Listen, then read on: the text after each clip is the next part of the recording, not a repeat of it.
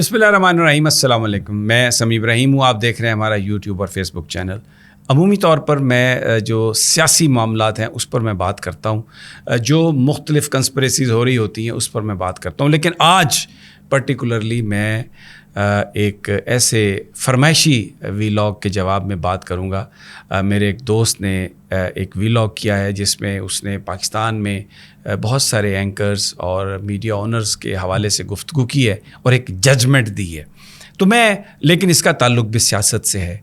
ये जो कुछ किया गया है इसका भी एक पर्पज़ है। मैं आपको ये बताऊंगा कि हमारे दोस्त ने, जिनका नाम जावेद चौधरी है, जो अपने आप को माइंड चेंजर कहते हैं, मोटिवेशनल स्पीकर कहते हैं, उन्होंने मेरे बारे में, इमरान रियाज़ के बारे में, मुईद पीरज़ादा के बारे में और या मकबूल जान के बारे में, उन्होंने साबिर शाकिर के बारे में, वजाहत के बारे में, शाहीन सबाई साहब के बारे में एक वीडियो की है।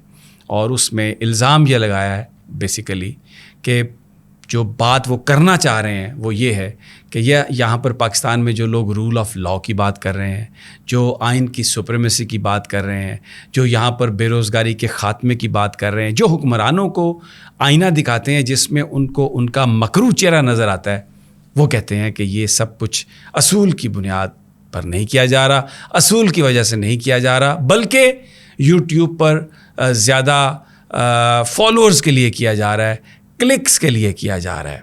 अब ये जो फरमाइशी वीलॉग है, मुझे पता है जावेद चौधरी साहब एक अच्छे आदमी है, मैं एक ज़ाती तौर पर उनका शुक्रगुज़ार हूँ और मैं ये बात पब्लिकली एक्नॉलेज करता हूँ कि जब FIA ने मुझ पर तहकीकात का आगाज़ किया था तो मुझे चंद लोगों के सिर्फ फ़ोन आए थे, लेकिन उनमें से सबसे पहला फ़ोन जावेद चौधरी साहब का था, जिसमें उन्होंने मुझसे कहा कि समी साहब, आपको मेरी कहीं मदद चाहिए, कोई बात कहीं करनी है मुझे बताएं, कोई पैसे आपको चाहिए मुझे बताएं, कोई वकील करना मुझे आप बताएं, मैं इस मुश्किल घड़ी में आपके साथ हूँ। और मैं आज तक जावेद चौधरी साहब का बहुत शुक्रगुज़ार हूँ। मैं जावेद चौधरी साहब के बारे में कोई बात न करता, लेकिन उन्होंने जो आज बात कही अपने वीलॉग में, वो उन्होंने एक बहुत बड़ा वार किया है। ये तो मुझे पता है कि ये फरमाइशी वीलॉग है और बेसिकली वो लोग जो हुकूमत में हैं खौफज़दा हैं कि ये इन एंकर्स की, इन वीलॉगर्स की बात को क्यों ज़्यादा सुना जा रहा है, तो इसलिए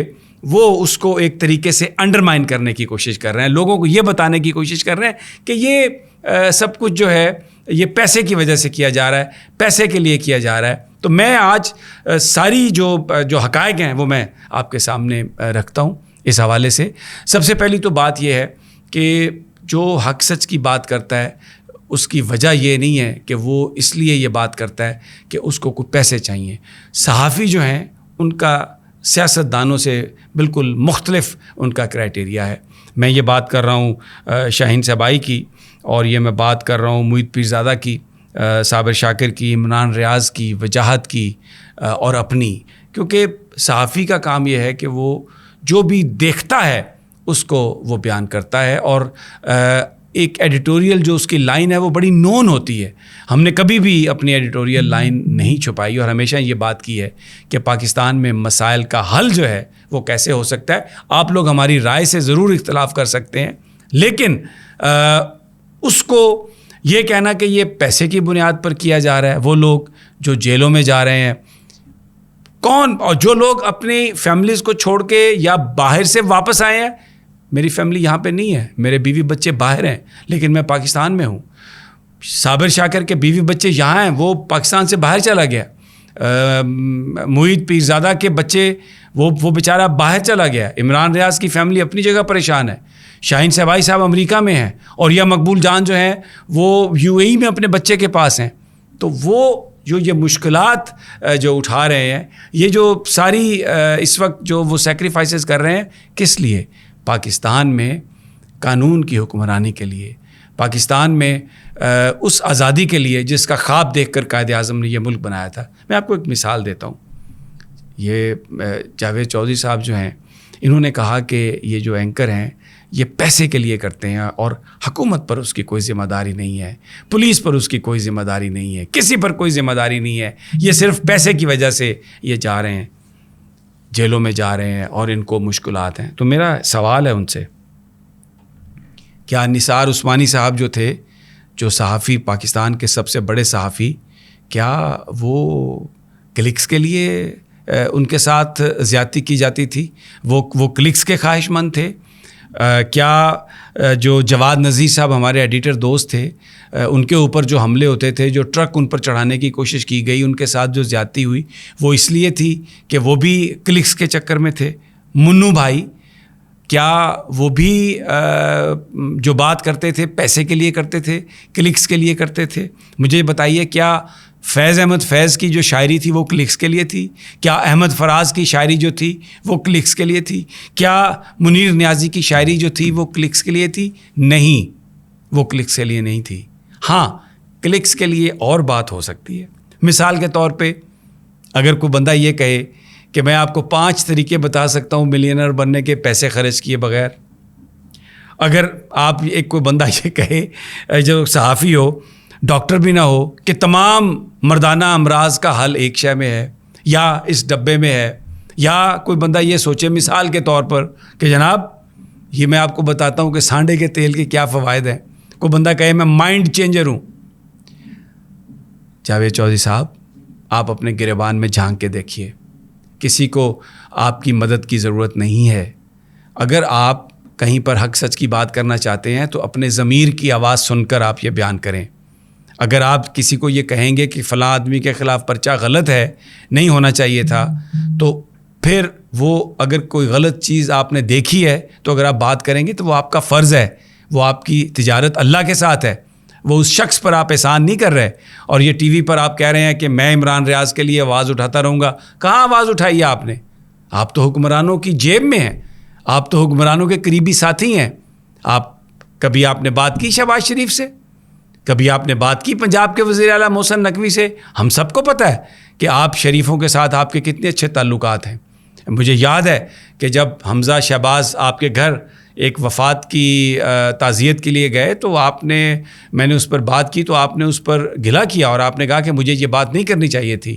اور وہ جس دوست نے کامن فرینڈ نے اس بات کا ذکر کیا, انہوں نے مجھ سے یہ کہا کہ آپ میرے گھر میں جاوید چودھری صاحب سے ملے تھے. تو پبلکلی میں نے یہ کہا تھا کہ اگر آپ کا دل دکھا ہے تو میں آپ سے اس بات کی معافی مانگتا ہوں.